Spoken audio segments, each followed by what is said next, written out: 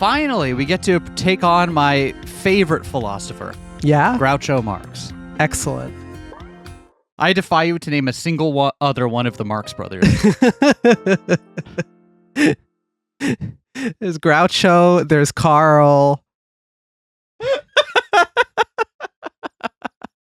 I'm not going to pretend that I'm above it. I can't remember a single other Marx brother. And really, that's my own failing.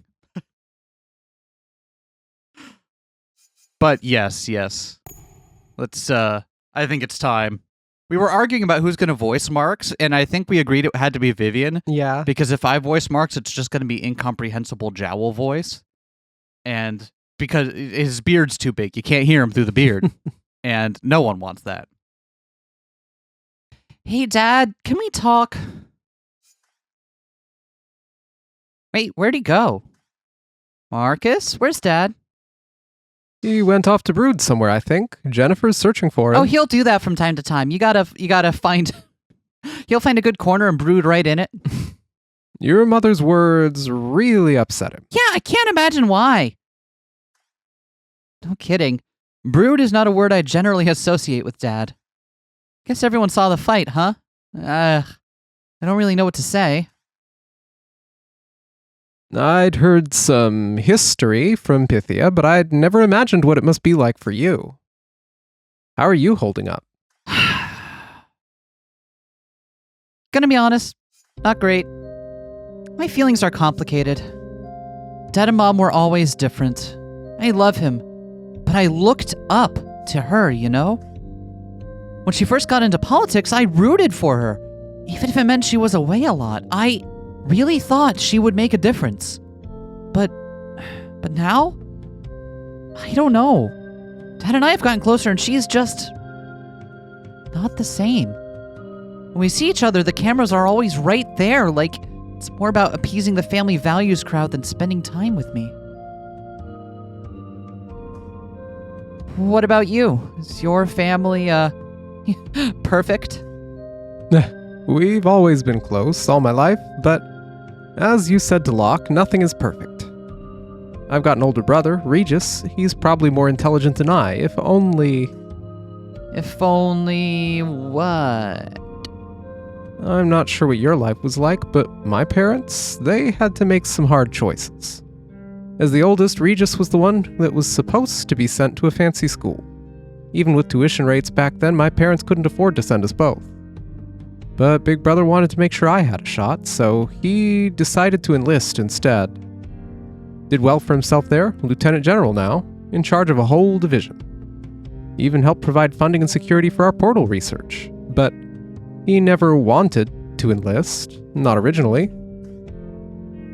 I always wonder what he'd be up to if things had been different, if more options had presented themselves. I owe him so much. Can you imagine, Ari? You benefited so much from knowing these philosophers. Imagine a world where everyone reaps the fruits of that wisdom. Imagine a world where I can pronounce R and W correctly. Weeps the fruit of that wisdom. That's what Pythia wants, what she's been working so hard for, sacrificed so much for. We're so close to achieving our dreams. I know. As much as I hate it, I probably should leave Dad to Jen. Sooner I get Mom out, the better, for all of us.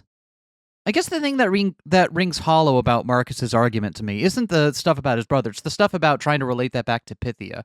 Because, sure, maybe she wants to make this all more accessible to the world, but the truth is, they finally get that portal open, and the first thing she does is stump. You know what I mean? You can say whatever you want, but she's made her own priorities clear. And whatever abstract value there is doesn't change what is apparently motivating her. Not just apparently, demonstrably what her priorities are. I'm also imagining the social chaos that results from, hey, so there is an afterlife, and in fact, you can now go there and see what's up. But only philosophers get to go there when they die. Yeah, that's fucked up, isn't it? And also the fact that, like, you want to make these people available to everyone. If only they had left their writings around for everyone to read and dissect and learn from. If only. Because, like, Even Machiavelli, like the one who maybe would benefit the most from being able to talk to the person and not just what is famous his writing for. Even him in the intelligible realm was like, I barely remember as much of, I'm stuck defending this one piece because it's what I'm known for. Mm-hmm. So, like, what is it we're really getting out of going there and talking to these people that we're not getting out of just reading their writings and, being philosophers? It's a whole lot of works. I mean, we get a cool game out of it. I'm not here I am attacking the premise of a fun game I've been waiting to play. It's just funny. Anyway.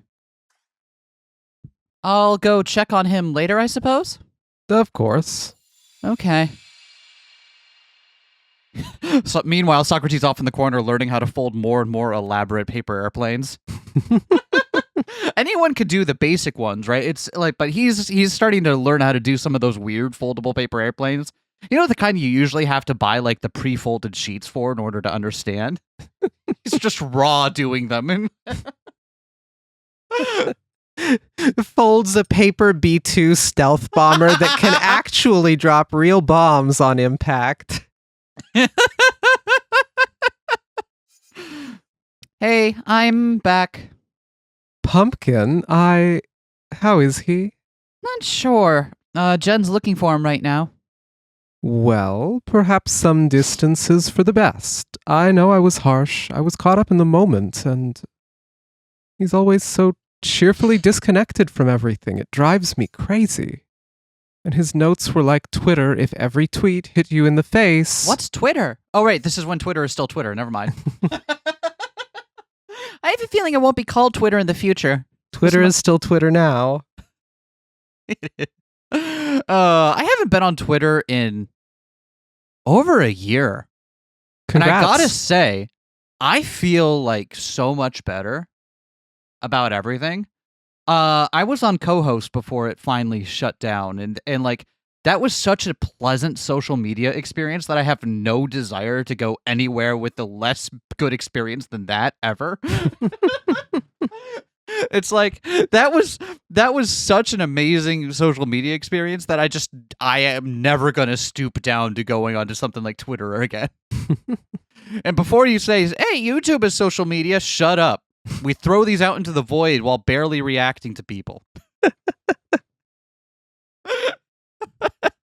That said, we love you, audience. Please keep commenting, and we'll keep looking at your comments. I do that. What if tweets could give you paper cuts? Like, they already can do IRL psychic damage, but what if they could do physical damage as well? I mean, they can give you a paper cut if you print them out.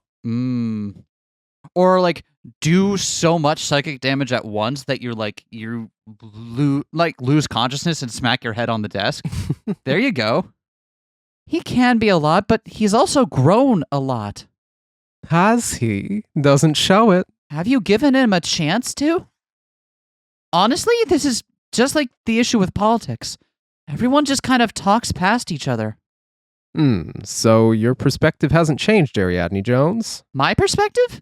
Well, the debates have been interesting. Everyone here believes in the value of ideas, and they listen and reflect.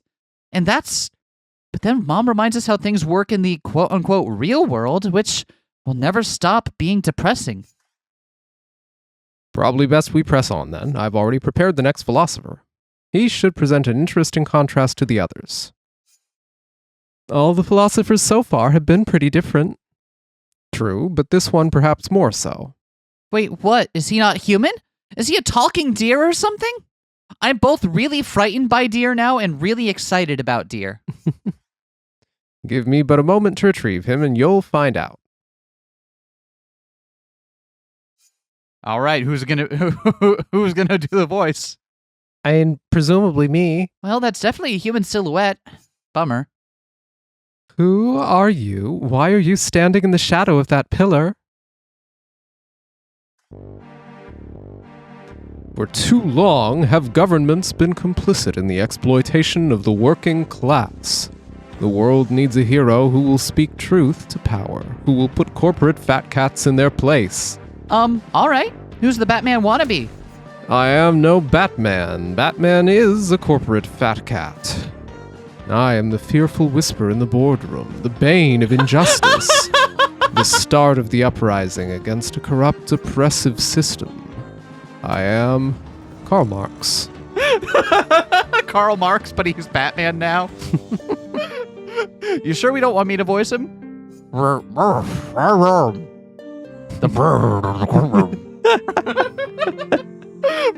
Do we not want to listen to a full episode of that? It was funny when we did it in Human Echo, right?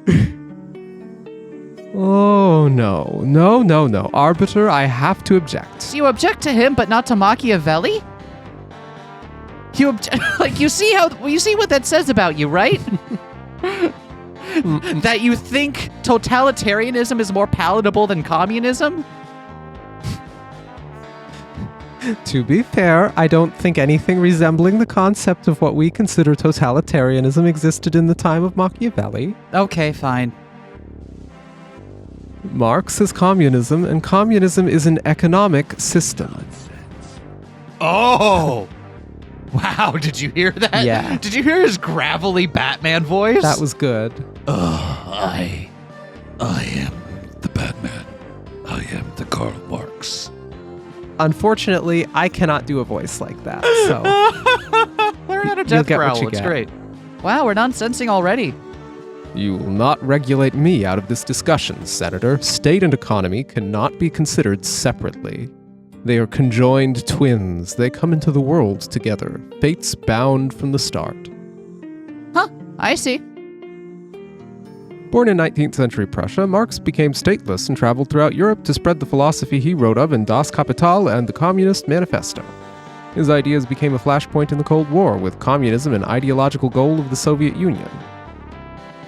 You already have some familiarity with my ideas, impressions no doubt shaped through the lens of that conflict. I relish this opportunity to make my case anew, to fight for justice once more. I like that Karl Marx is a little bit of a short king and also looks like he could absolutely punch any one of these people out. That should be interesting. Manifest your manifesto, Marx. When private entities control the means of production, the relationship between employer and employee is fundamentally unworkable. Workers must sell their labor power in order to meet their basic needs, denigrating their humanity. Business owners exploit this dynamic to benefit themselves, accumulating more capital, privilege, and economic power. This accumulated power makes such owners the real ruling class, turning any system into an oligarchy of the bourgeoisie. So it's clear, we need communism. Maintaining communism requires rethinking society, and maintaining society requires rethinking capitalism. Otherwise, all systems become mere tools for the bourgeoisie. Hey, can you define these words you keep using for everyone that's not me, the person reading my lines? Hey, could we review these terms just to be sure we're on the same page? We will start with communism itself, as no one from your time seems to know what it means. Burn. Under capitalism, only those with wealth can purchase and control the means to produce goods. Communism seeks to have those means belong to all. An oligarchy is a small group of people who control everything. Oligarchy of the rich means the wealthy are the true puppeteers. The proletariat is the working class, those who sell their labor and manpower to survive. And the bourgeoisie are the property and business owners who have the resources and will to purchase the labor of others. I should also point out at some point, we're actually playing this right after the week 1 patch for the game dropped. This is our first time playing it. And one of the things about that patch was there were specifically a couple tweaks made to Marx's argument. Not to change any of the fundamental of what he said, it's just in response to people on the Discord saying that some parts weren't represented faithfully about his philosophy. Interesting. So I don't know what it was originally. I didn't get the impression it was a big thing and more just about making sure that it was represented as faithfully as possible, without really changing the core thrust of what we're arguing here. Now I want to go join the Discord and figure out what the original was that folks had. I've been lurking on the Discord and I poke in from time to time. I've been lurking on the Pro Philosopher Discord and kind of poke around from time to time. Nice. I'm not much of a person to chat in other Discords, but I have been lurking there, and it's very... I like the vibes, if I'm honest. Anyway, let's continue. Oligarchy of the rich has been added to the idea slate. Bourgeoisie. That's how it's pronounced? I said Borghese. How come no one ever corrected me, Arbiter? Borghese? That sounds like a sandwich. Yeah. It was amusing. Sounds like a pasta. Borghese with cheese. I think I'm getting hungry again. Well, then think about having a Borghese with cheese. Well, however these words are pronounced, my questions will be the same. Very well then, Ariadne. Why don't we begin? All right, let's see what we got. We got oligarchy of the rich is the big thing we got to attack Marx with here. Marx believes the wealthy are capable of subverting any leading group, becoming the real ruling class. Okay. So it is interesting because, as they point out, he is more of an economic philosopher, but he makes the case that economics and the state are fundamentally inseparable, as anyone who amasses economic power will inevitably gain political power from that. Mm-hmm. Am I representing that correctly? I'd say you're representing this version of the argument correctly. Okay. And again, like I assume our audience is canny enough to know that, like, obviously some like the arguments we have here are not abridged, but going to be simplified and streamlined for a certain type of presentation. Not to say that they're presented unfaithfully or without due credit. It's just, it's a game. Do you want the Economics is your territory, right? as though I learned anything about Marx in economics class? I'm just saying you are in a better position to talk about it than I am. For everything I've studied, I can't claim to have any kind of background in economics. For Marx, I would say if you wanted to give a full version of this argument, he holds that the structures of societies emerge from their material conditions, and their material conditions are largely conditions of production, how people make the things needed to survive. So, less a case of, well, money is power and the rich have all the money so they could infiltrate any social structure. More one of, this is how the particular social forms of life that exist in an industrial world play themselves out. There's something about the development of societies that the things that get us to this stage of economic and technical accomplishment and so on also steer us into particular ways of living with one another, So, particular ways of producing things, and that shapes everything. In some ways, less of a thinking about the ideal state from first principles, and more of a looking at the world around him and trying to diagnose how things are and coming up for an explanation for why they are that way. Yeah, he considered his worldview one of scientific socialism for basically that reason, that it was an attempt to not dream up a utopia, but to think about what makes the world The way it is this way. now. How did we get here, and where is that going to take us eventually? And he thought where it would take us eventually was communism. He thought that was the teleological endpoint that these social processes would take us to. And that Utterly doesn't quite seem fascinating. to have played out that way so far, but we got a lot of interesting ideas along the way. Yeah. At some point, I really do want to sit down and read Capital with you, Das Yeah? Kapital, because I feel like having someone who's as well versed in economic theory as you would help me do it justice. And also someone who enjoys Hegel. That's the other part.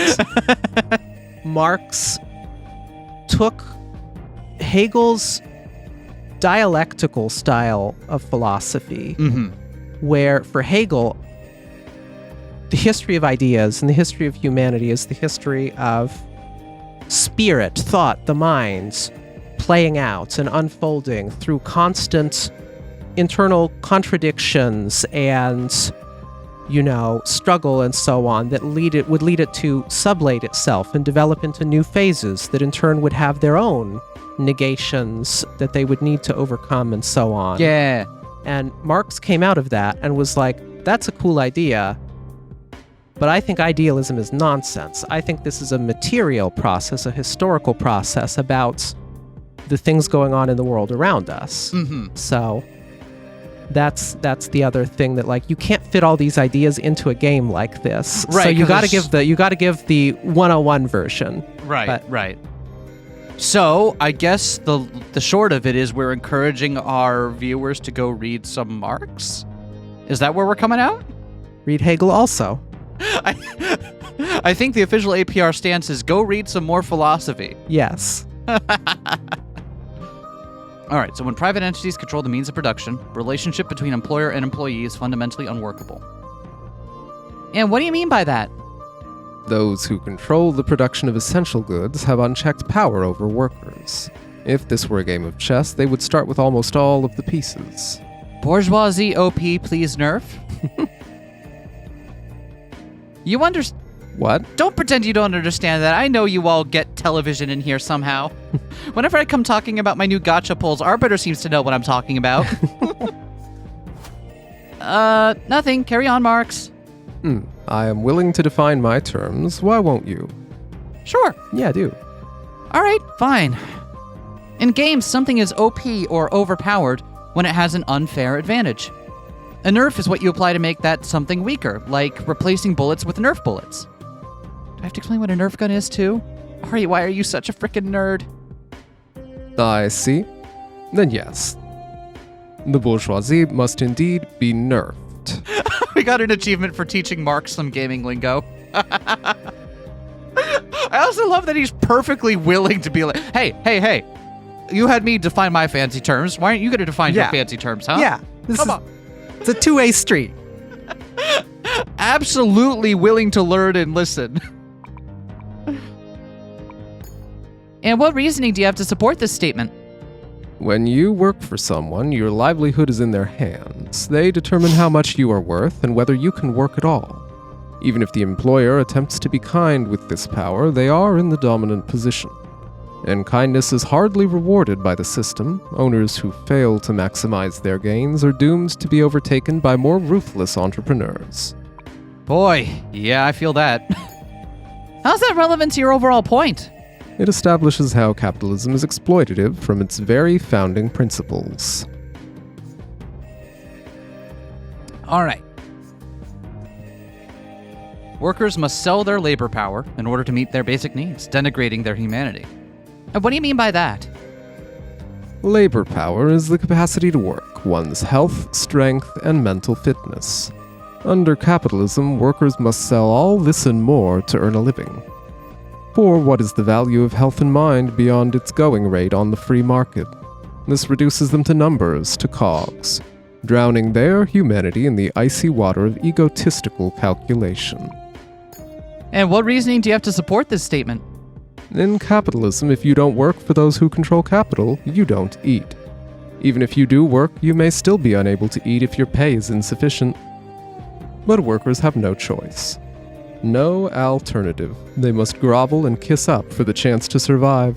But what about when the pay is sufficient? Higher wages only lengthen the chain on the wage worker, relaxing the tension of it. They do not change the fact that the chain is still there. Oh god, again having flashbacks. Like, right at the beginning of the pandemic, baby. Woo! How is this relevant to your overall point? It shows that the imbalance in power is unacceptable, degrading, and humiliating. All right. Business owners exploit this dynamic to benefit themselves, accumulating more capital, privilege, and economic power. And what do you mean by that? The forces of capitalism become more unbalanced over time, not less. Entrepreneurs will only acquire more wealth on the backs of their workers. See, this is another part this is a good bit that it touches on here. Mm-hmm. For Marx, capitalism is not a static thing. It is a process through time. And that process of exploitation entails that the folks on the beneficial end, the benefiting end of it, are gaining more power. And that's part of why I assume we'll get to. Mm-hmm. He doesn't just think we need communism. He thinks It's we the logical endpoint. will have communism because this can't continue. There's a limit to how far you can exploit, but the logic of the system can't let you stop. You have to have more. You have to be acquiring power or else acquiring economic power. Right, because Yeah. like you were saying, like even those who recognize that and attempt to be kind with that station, like are only setting themselves up to be overtaken by someone who will use that position to gain more power. Yep. Under his philosophy, there's no such thing as a kind boss who continues to be in that position. As anyone who's worked middle management at retail can tell you. Yeah, what reasoning do you have to support your next statement that we already kind of went through? Business owners do not return the benefits of surplus capital earned from labor to the laborers. No, a significant portion goes toward investments, expanding already expansive businesses. So they accrue more power and more ability to limit and control the proletariat. Trickle-down economics. Huh. Wealth doesn't obey gravity. Wealth trickles up. And how's that relevant to your overall point? This establishes that the power dynamics of capitalism will only worsen over time. This accumulated power makes such owners the real ruling class, turning any system into an oligarchy of the bourgeoisie. And what do you mean by that? With wealth comes power. Those with enough wealth can twist any system. They can buy off politicians, pressure voters, or self-fund projects. They are the true decision makers. And what reasoning do you have to support your statement? Money is power, representing the sum total of effort able to buy comfort and influence. Those with an excess of wealth use what they have to sway those around them, which in turn gives them more power. And how's that connected to how's that relevant to your overall point? It shows how capitalism distorts politics and government. Rather key to my overall argument, I believe. Okay. And? So it's clear we need communism. Wait, what do you mean by that? I understand asking for clarity on longer statements, but this one is only 6 words. I could scramble them for you, use some synonyms. No, I think I'm good. Well, because as you were saying, it's rather like, it's not that we need communism, it's that communism is inevitable. Would be a better... And what reasoning do you have to support your statement? Is this not the natural conclusion of everything I've said up until this point? Capitalism is the problem, it follows that communism is the solution. Huh, it follows, he says. Okay, hold on, Marx. How does this connect? You've presented an argument that there are serious flaws in capitalism, but I don't see how that alone leads to we need communism. Couldn't these issues be solved with, I don't know, appropriate regulation? Nonsense. Oh, God. The Batman nonsense again. Any attempt within capitalism to control the flaws of capitalism will inevitably be undermined by the bourgeoisie. They will use their existing power and influence to undo any limitation on their power. We can only prevent this by putting power entirely in the hands of the workers. Empowering the working class added to the idea slate. And this would solve all the problems of capitalism. Yes, only under communism can everyone's needs be met. Statement's relevance revealed. All right. I was like, it did feel like in the way the argument was presented, that was absolutely a leap in logic. Yep. But let's check out what just got added to the idea slate. The only way workers' rights can be guaranteed is by placing control of the system in their hands. Under communism, means of production are publicly owned, everyone's basic needs would be met as the profits of labor are shared and distributed. What do you mean by that? The systems that allow the business class to generate wealth would instead belong to the people. Instead of wealth becoming concentrated at the top as in capitalism, prosperity will be equitably spread among all workers. From each according to his abilities, to each according to his needs. And what reasoning do you have to support that statement? Can there be any doubt that if we prevented the inequities of capitalism, society would be better off? We could guarantee every citizen the resources they need. The workers have nothing to lose but their chains. Communism must be implemented. Huh. But how? Excuse me? How? How would we distribute resources and wealth as needed?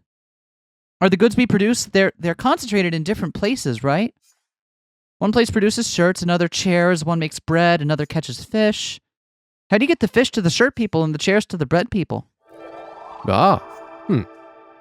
even if we believe the system is better than capitalism, we need some idea how it would actually be implemented, right? The world is complex, and trying to reorganize it even more so. Rebelling is easy, governing is hard. Rebelling is most certainly not easy. Attempts to nail down and critique a specific implementation of communism are nothing more than utopian navel-gazing. We must understand the overarching issues in capitalism and how necessary the alternative is. So you're conceding you have no idea how this could actually work? No, I'm saying there are several ideas thoroughly explored by my colleagues and successors. I shall illustrate one historical approach. Ooh, baby, what you got for us? All right, so we're doing Leninism. Oh, baby! Those most in tune with the spirit of the revolution must form the Vanguard Party to lead the people and defend them from class enemies. A council of workers chosen from qualified groups will inform the Vanguard what is best for the proletariat. All industry and trade will be nationalized, coordinated to meet the needs of the populace. The Vanguard Party will also be responsible for the political education of the public to dispel the cultural status quo taught by the bourgeoisie. Then, thus, a successful communist state will be established. You see, with a centralized government, we can distribute goods and resources to those who need them. About the historical example you're pulling from, you said it was successful. This course of action was implemented by Lenin as the foundation of what would become the Soviet Union. Indeed, Lenin believed a clear rule of the proletariat was the only way to protect workers from the emergence of a new bourgeoisie. The Vanguard is an essential tool in establishing that rule. The Vanguard Party added to the idea slate. Lenin believed a strong political party is required to protect the interests of the proletariat. Although, wasn't the original phrasing the dictatorship of the proletariat? I thought it best to avoid political trigger words. Marx, you are a walking political trigger word. Trying to hide that you're arguing for a dictatorship isn't a good look. Nonsense. A dictatorship of the proletariat, you petty bourgeois, not an individual. Absolute power, yes, but in the hands of the workers. I'd like to ask some questions about that. Very well, I can assume the mantle of Lenin for a bit longer. Let the navel-gazing commence. Dang. I'd like to look down at my navel, but I can't. There's some stuff in the way. Those most in tune with the spirit of revolution must form the Vanguard Party to lead the people and defend them from class enemies. Which is what was added to our idea slate here. Can you clarify that for me? A core group must lead the fight to overcome the entrenched bourgeoisie. Lenin called this group the Vanguard. They are tasked with constantly inspiring and protecting the workers on their journey to liberation. So, an ideological scouting party? A fully armed ideological scouting party. Do you see his little eye twitch whenever he's in the intense version?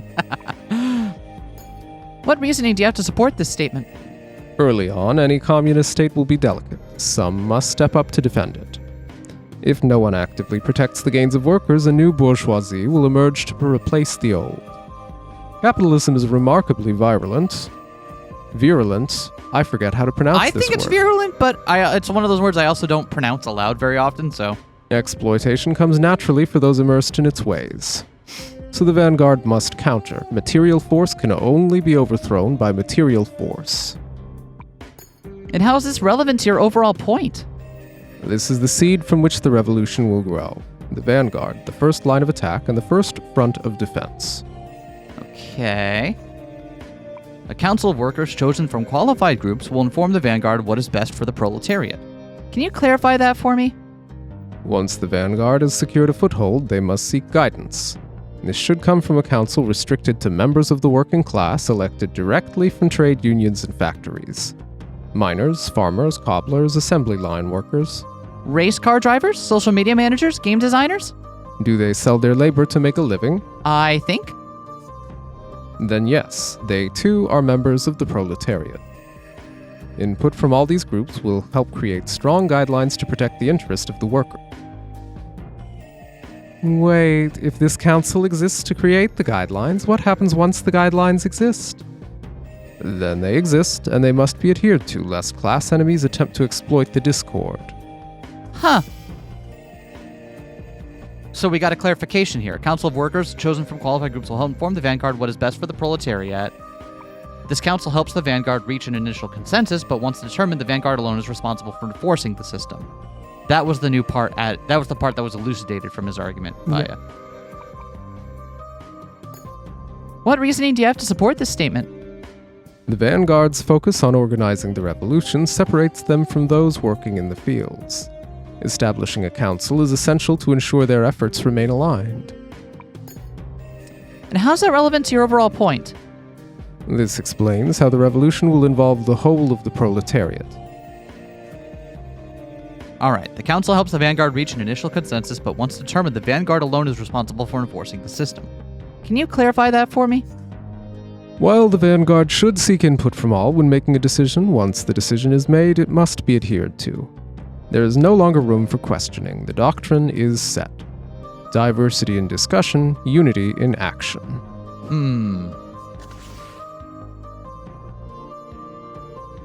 Oligarchy of the Rich seems like an interesting counter to one of these, given that he Yeah. is saying that there should be a leading group. Right, and if you're saying there should be a leading group, aren't you saying it's also susceptible to being exploited by... That was my first thought, but... And I will fully admit, as much as I, like to complain on the internet, I'm not super well versed in the historical political backing of communism and how it's been implemented before. So this ain't my wheelhouse. That's why I'm mostly being quiet for this one, is because I'm kind of listening to like what he's saying about how Lenin was in because this is Marx admittedly taking on Lenin's mantle here. Yeah. Right, and describing how Lenin implemented his version. And what reasoning do you have to support this statement? Lenin believed that the avenues created to empower the proletariat would become infected if not carefully controlled. Discussion could be a tool for class enemies to reassert themselves, plant conflicts that serve their own interests. Thus, anyone who publicly challenges the will of the people must be viewed with suspicion. And the Vanguard decides if someone is a class enemy challenging this will? Correct. How classy. What happened to diversity and discussion, though? Oh, I guess he's saying after if the decision has been made. How's that relevant to your overall point? This establishes how the Vanguard will evolve over time, cementing the will of the people. With their will. Indeed. I also like how he doesn't back down from just being like, yeah, no, that's exactly what I'm saying. Yep. Like, I know you find it distasteful, but that is, I'm not going to shy away from that. Don't have to agree with him, but I do at least admire the sticking to, like, not trying to hide the implications of your own argument. All industry and trade will be nationalized, coordinated to meet the needs of the populace. Can you clarify that for me? Nationalizing industry means taking production out of the hands of industrialists and into that of the state. By cutting off the avenues capitalists use to benefit only themselves, you can redirect those efforts to the benefit of the people. And what reasoning do you have to support this statement? A nation is a large, complex affair, but when the state controls the resources, they can efficiently distribute them to the people. Whoa! Hi there, Mom! It seems bold to assume the state will be effective at managing resources. The Soviet Union saw famine and long lines during its so-called planned economy. Historical context is useful, but we should not be chained to it. Failures can be learned from. Technology has advanced much beyond Lenin's time. We can still posit the state is best able to distribute goods as needed. Mom? Sorry, Pumpkin. I guess I felt compelled to air some old Cold War beef. Old beef's kind of moldy, though. See, this is a classic one. I'm glad it came up here because I was going to bring it up if it elided it. Yeah. There's, I'm forgetting which right-wing economist came up with this framing for it, but the calculation problem is what it's often called, with the idea being, okay, so suppose that the state does control all this industry, and, even suppose that people are trying to do the right thing and be the most efficient they can and get everybody the resources they need. How? How do you do that? It's a really hard problem, in fact, isn't it? Yeah. Knowing how much of each thing to make and where to put it and, when there are scarce quantities of a thing, deciding who gets to have it and who doesn't, and Mm-hmm. the idea being that markets empirically haven't done perfectly, but they've done pretty well in a lot of ways and have a mechanism for dealing with it, which is prices. That, stuff that is needed more, people demand more, so prices go up, so people come in to sell it because they want to make money. So that's one common argument against a system like this. Yeah. If you don't have markets and a price system, Then what's the how would you know what stuff is needed in what amounts and where and when? The thing is, like, and again, I'm not. This is me speaking off the cuff. My gut reaction to that is that I don't know, but it doesn't sound like an unsolvable problem. That sounds like a different. That sounds like an issue, like a problem of like learning the shape and status of your own nation, and not a problem for theory. That sounds like a problem where you ask like the people in this county, like, hey, how many people you got, and how much fish are you all eating here? And then that sounds like a problem for data, not for theory. Maybe so. But again, like, that's completely off the cuff. Like, I'm not gonna pretend that's a well-reasoned or well-thought-out argument. Do you want to know my favorite counter? What? How big are megacorporations, and do they use market mechanisms internally?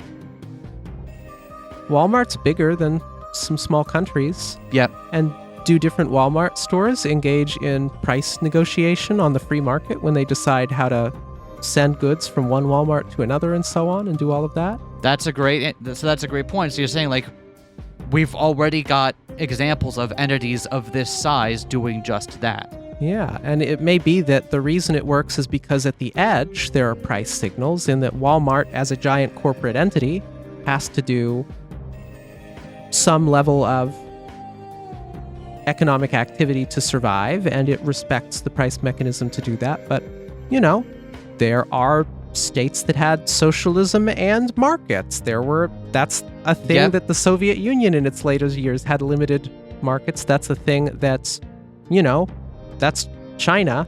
China's mostly markets by now, and Yep. like, sure seems like the flaws you're calling out are pretty real, but they also apply to a lot of entities in the system that you're arguing for, don't they? So it's less of this isn't a real problem, and more like it's a problem that entities of that size have already do face and do come up with solutions for. Seems like it. Being like, that seems like a very reasonable position to me. To a reasonable counter argument, I mean. How's that connected to your overall point, by the way? Sorry, I was talking to myself. So much of this episode is just us talking to one another while the screen stays on one thing and the music loops, and that's incredible to me. I apologize for revealing my continental philosophy power level. Absolutely do not apologize for that. That's why people tune into the book club. We're leaning in. This is our identity now. We're the visual novel book club, and I will not back down from this.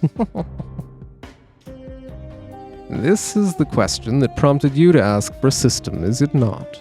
Here we establish how we will direct resources for the benefit of the people.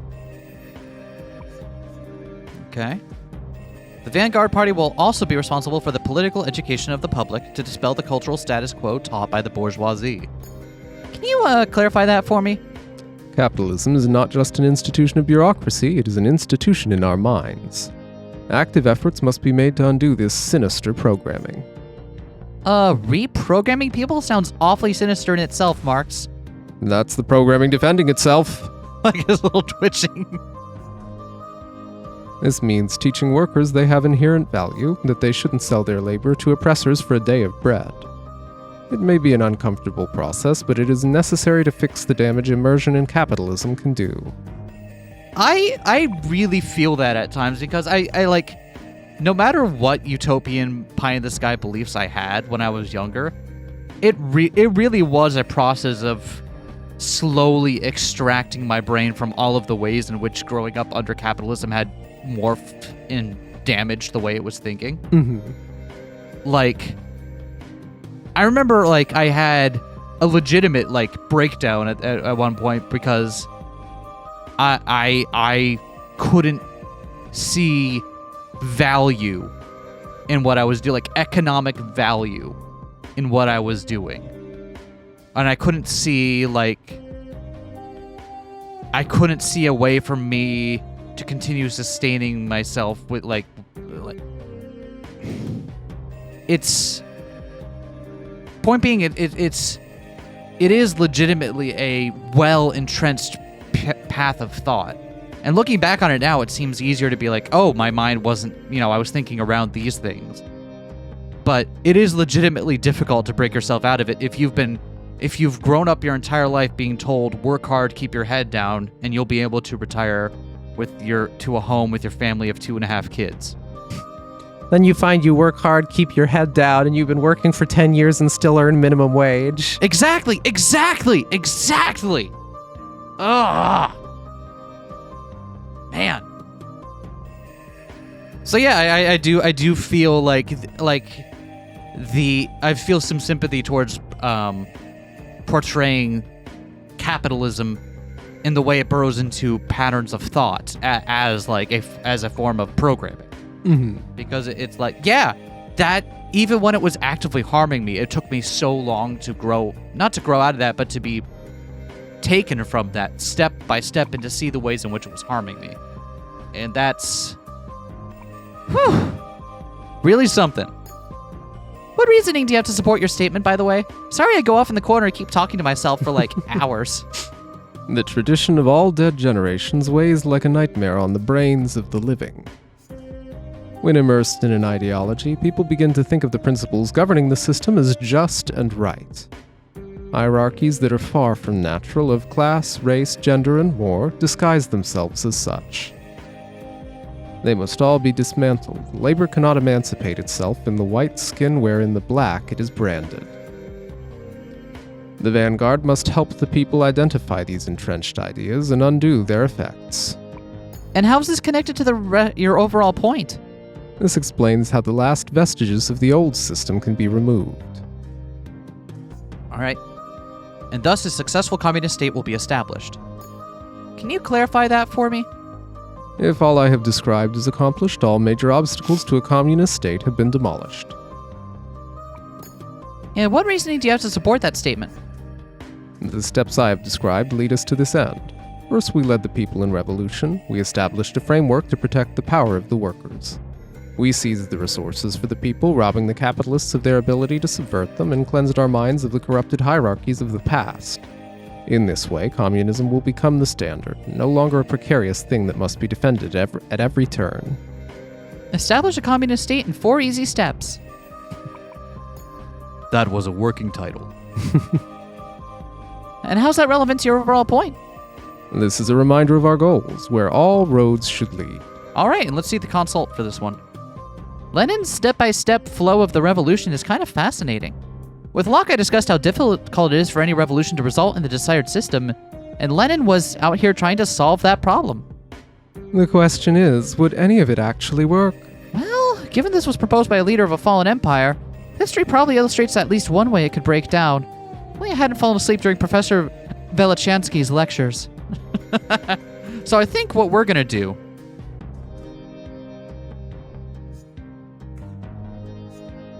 Wait. Where does it talk about the Vanguard Party to begin with? Yeah, that if we're challenging with the bourgeoisie, then this is do you have probably another the way place you want do to it. challenge this? Let's try this. Okay. This, I think, is effectively Trotsky's challenge to Leninism, the thing we're doing now, if I remember correctly.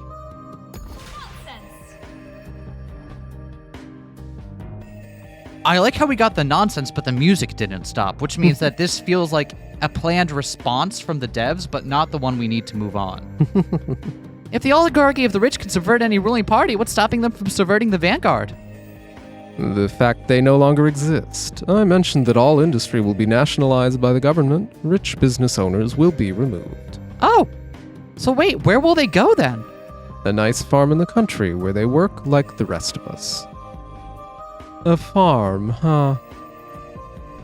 Whether the farm is a euphemism will depend on their attitude. Oligarch farm sounds super real and not suspicious at all. That's the achievement we just got. Bought the farm. Okay, so we're meant to make a different challenge here then. Interesting. Okay, but I'm glad the game also like recognized that and was like, yeah, that's you that's not an unreasonable point you've made. So let's see what else we got to work with. You stink. Oligarchy of the rich. Wealthy are capable of subverting any ruling group, becoming the real ruling class. Only way workers' rights can be guaranteed is by placing control of the system in their hands, empowering the working class. And then it believes a strong political party is required to protect the interests of the proletariat, the Vanguard Party. Okay. Is it going to be the same, like the working class challenge to the same point because it is explicitly establishing a separate grouping? Maybe. I think his argument would be like the Vanguard Party is made up of people directly pulled from the working class, though. Like remember he elaborated on that. Like the Vanguard Party is to be formed of people sent from trade unions and factory floors. He said the council was to be, but he said the Vanguard Party were to be devoted 100% to the revolution, not to working. Oh, that's a good point. Okay, well, let's say empowering the working class.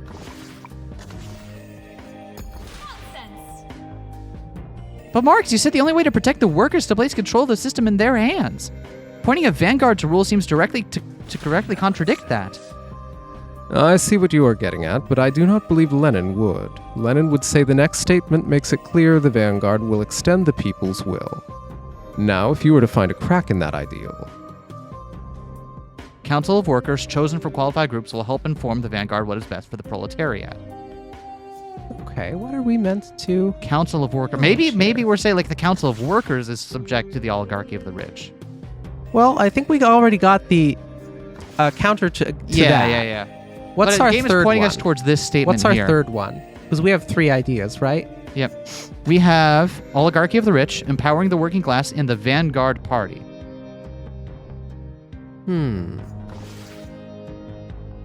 Help inform the Vanguard of what is best for the proletariat. And then the Vanguard Party protects those interests.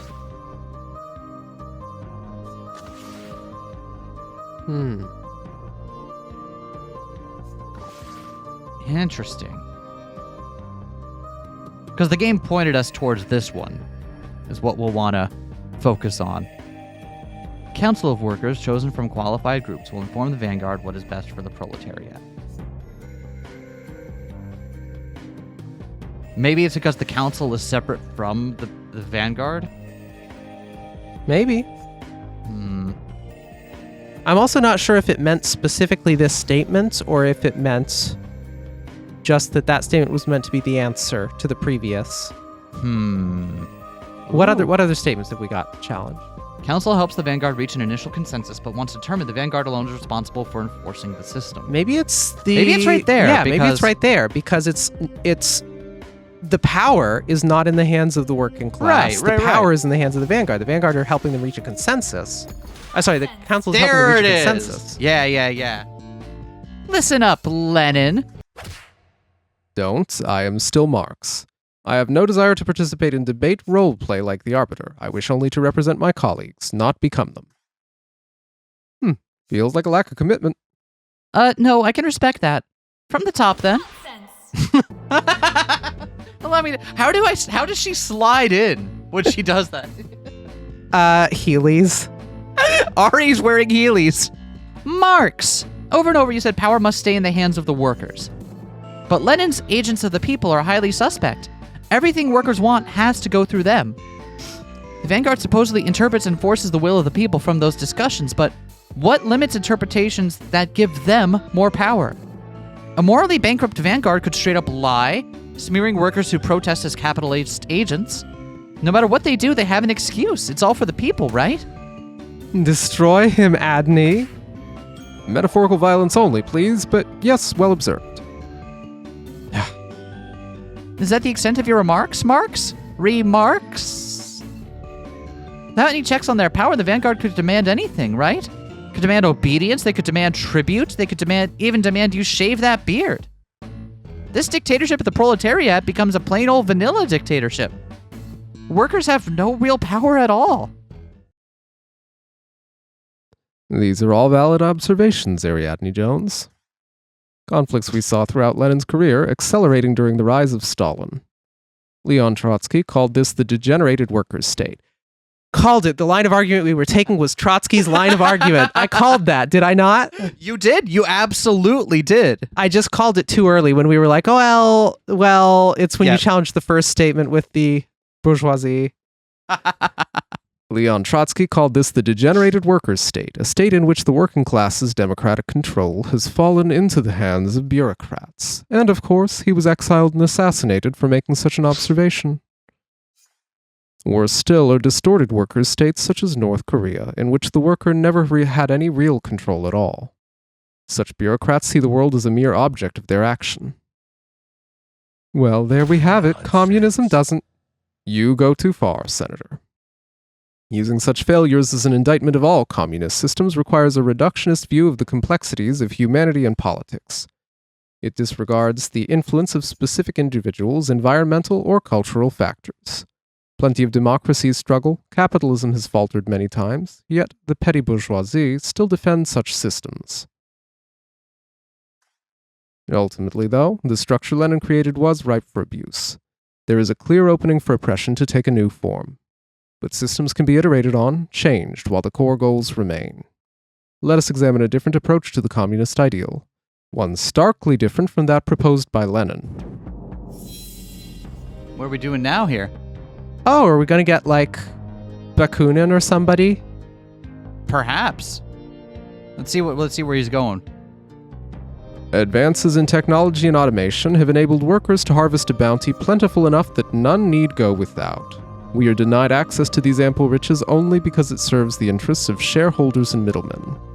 But all our advances are the result of collective effort, so production should be operated, but not controlled, by those skilled in the field.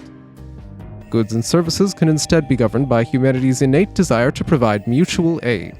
Thus, communism can exist free of any state. Huh. The economic goal is the same, but the structure couldn't be more different. Communism is the riddle of history solved and knows itself to be the solution. Damn, that's hardcore. Sorry. Dude had aphorisms out the ass. Jesus. But there are many paths, trod and untrod, we could take to our goal. Wait, whose name did you say? I said Bakunin. Bakunin. But I'm not sure I'm correct about that. Got it. It's Kropotkin that this is. Okay. This is the approach described in Kropotkin's writings, correct? Indeed, in The Conquest of Bread, Peter Kropotkin laid out the core principles of anarcho-communism. His approach is less implemented than Lenin's, though it was a central philosophy during the Spanish Civil War. It's probably less implemented because it's somehow even less viable. We've come full circle, back to Confucius' dream of everything working out if people were just nice to each other. You said you didn't hate Confucius, though. He had some nice thoughts, but you know what? Let's not repeat ourselves here. Go and ask your questions, Adney. Remind me again why I'm working so hard for you and you're just kind of... All right, baby. Advances in technology and automation have enabled workers to harvest a bounty plentiful enough that none need go without. Can you clarify that for me? Kropotkin was referring to the advances of his time, the plow, the engine, irrigation. Each increased humanity's ability to produce 100-fold. Over the last century, technology has advanced even further. Automation, algorithms, the internet. Our abilities outpace even our own imaginations. We could easily provide for all. Kind of hard to argue against that, isn't it? To look around at everything we have and how much goes to waste. And it's hard to argue against the fact that, like, yeah, we really could just make sure none go without right now. That is an attainable utopia. And what reasoning do you have to support this statement? Consider some basic numbers. We'll begin with food, a necessity for all people. Don't you let's say me, Marx. In your present day, humankind produces enough to feed 10 billion people, far more than the global population. There's no need for any to go hungry. As for housing, another necessity, most cities have far more empty homes than homeless. People are denied a roof over their heads only because landlords attach prices most cannot afford. Oh, don't forget about Airbnb. But even if that's true now, the world's changing, right? Won't we eventually exhaust our food supply and housing? Such has been predicted for decades. Our advances have always been greater still. I guess we can't really prove the future. Would be nice if he's right about that, though. Now is this relevant to your overall point? It establishes the abundance of resources that makes anarcho-communism possible. We are denied access to these ample riches only because it serves the interests of shareholders and middlemen. Can you clarify that for me? In capitalism, those who control production are incentivized to throttle distribution. It is better for them to hoard resources than share them. Maybe they're stocking up for the final boss? Those who control production are the final boss. Shots fired. This is also really fascinating to me because a couple of podcasters I like listening to are noted proponents of something similar to anarcho-communism. Maybe not as exactly described here, but it's a philosophy that people I listen to for other things have found appealing. Mm-hmm. And what reasoning do you have to support this statement? About a third of global food production is lost or discarded as unsold. Lost food would be a factor in communist societies as well, but as for food left unsold, these supplies are not distributed only because it would decrease the value for those who control them. Why give goods away, the executive says. If I give goods away, fewer people will buy them.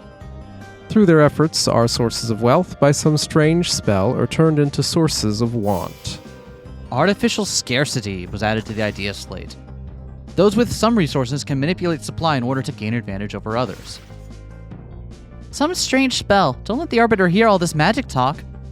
The only thing worse than wizards, business wizards. Business wizard. Is there like a D&D class for business wizard?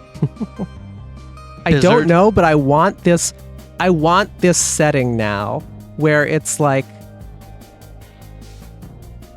Industrial Revolution happens because of magic and not technology, and being a wizard stops being about adventure and slaying dragons and so on, and it's just a bunch of people in cubicles waving wands to make business shit happen. Horrifying. Yeah. Wealth is its own weapon, stronger than a sword at times. How's that relevant to your overall point? It establishes why we have not already seen the elimination of societal ills under capitalism. All of our advances are the result of collective effort, so production should be operated but not controlled by those skilled in the field. Can you clarify that for me? No matter what the business owner claims, nothing in this world is the product of one person. Everything is built on all that came before, so it should belong to all, with those most capable overseeing production. Right, like let the shoemaker decide matters of shoemaking, right? Mm. Like if your skill is in like, hey, I know all about how to maintain furnaces, then maybe we should go to you on matters involving maintaining furnaces. What reasoning do you have to support this statement? Many capitalists and liberals, Locke for example, believe owning something is the result of mixing your labor with it. Accepting that definition, can anyone truly say what they create is the result of their labor alone? All our efforts use technology and ideas built upon the collective efforts of the human race. True. You build products from materials gathered and refined by a long chain of individuals, transported on trucks, planes, and boats built by more. Well, theoretically everyone in that chain was paid for their contribution.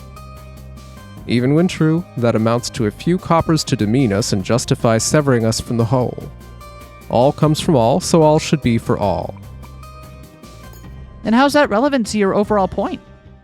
This shows why it is immoral on a fundamental level for resources to be controlled by anyone. Goods and services can be instead governed by humanity's innate desire to provide mutual aid. In a vacuum, this feels like the most precarious statement ever. Yeah? Like, can you clarify that for me? Mutual aid involves people coming together, freely exchanging and trading to meet each other's needs.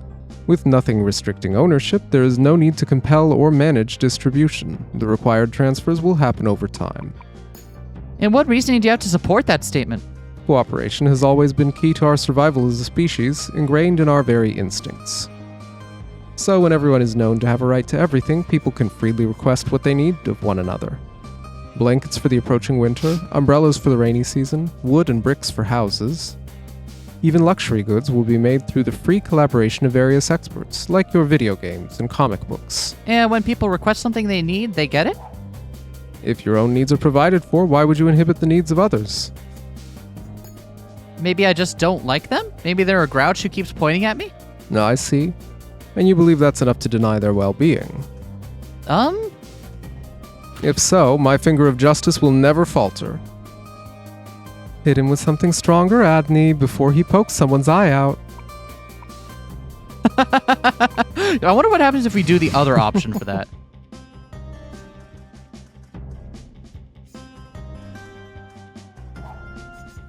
If your own needs are provided for, why would you inhibit the needs of others? I mean, I guess you wouldn't.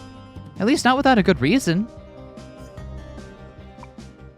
I'm wondering if the game is pointing us towards this being the statement here. Maybe. Because...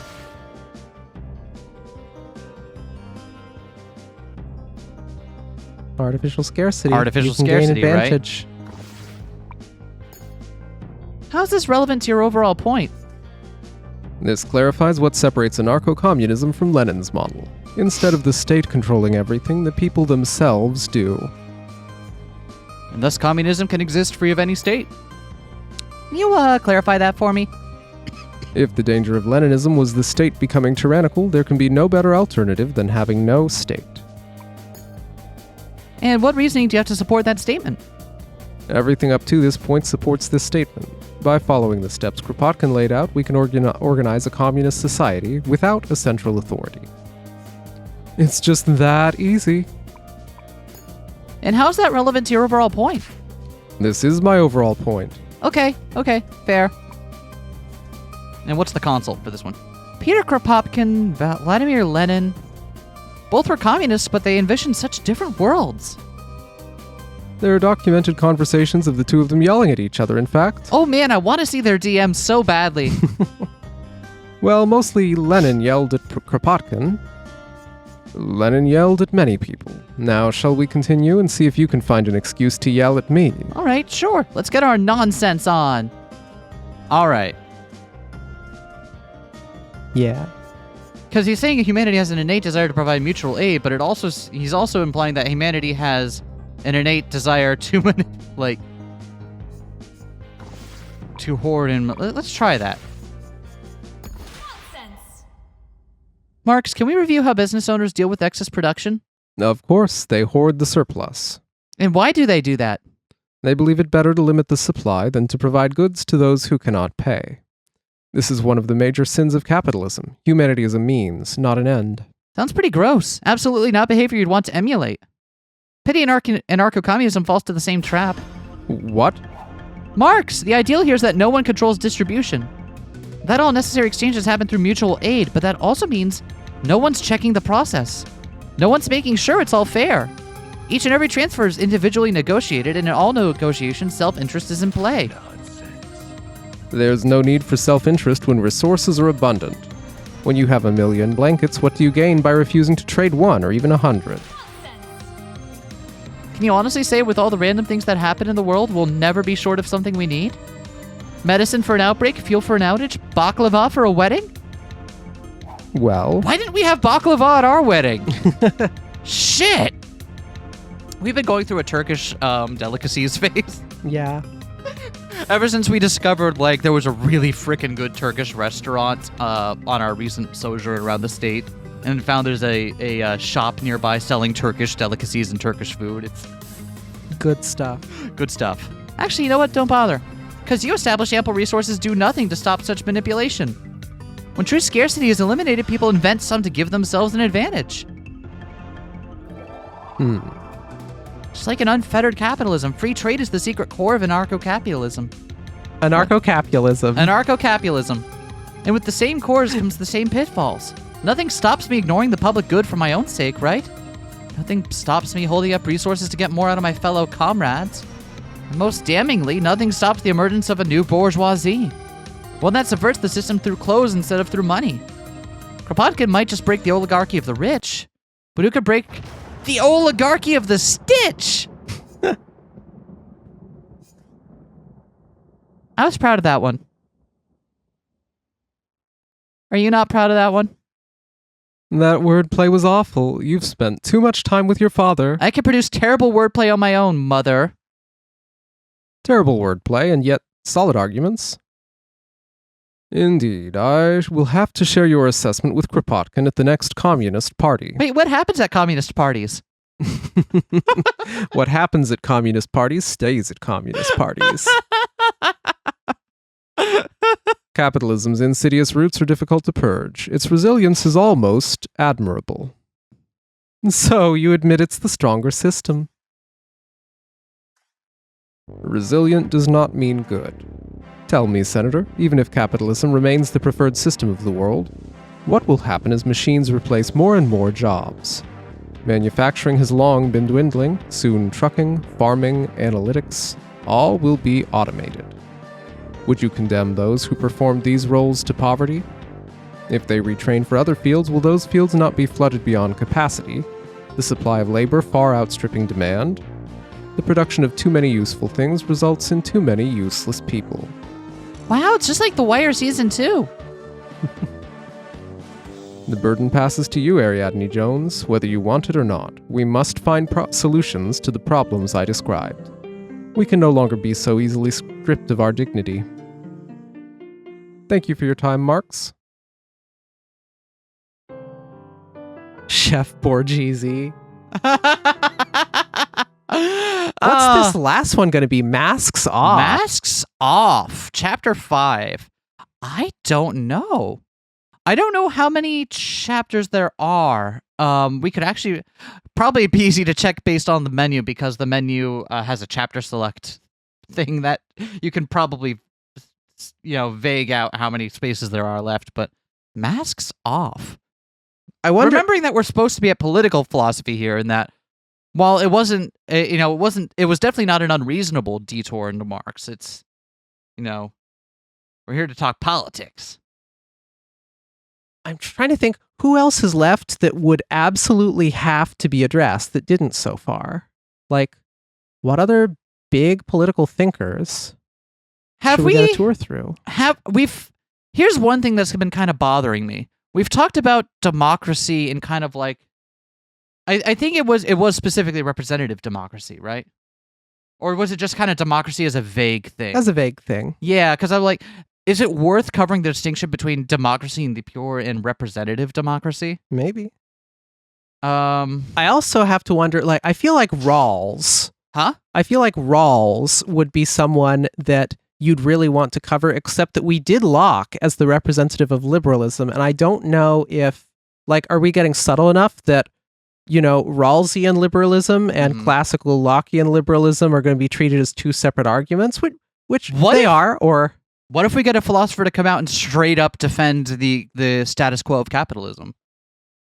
Oh, get Ayn Rand out here. You're right. We do need that. I forgot. We do need someone to defend the status quo that we've got. Yeah, someone has to come out here and show Pythia Jones the folly of her own beliefs. By arguing in favor of the things Pythia believes and reaching a conclusion Pythia finds abominable. Detestable. I have to imagine that's going to be coming, if not now, then the next one. Yeah. Okay. I guess we'll see what that looks like next time. I really hope you all are enjoying this series, by the way. It's so fun to be able to dork out with you while we're I know I've said this for every one of these episodes, but it really, we're having a lot of fun with this. This really feels like the way the book club is meant to go. We'll see you all next time, everyone. Bye. Peace.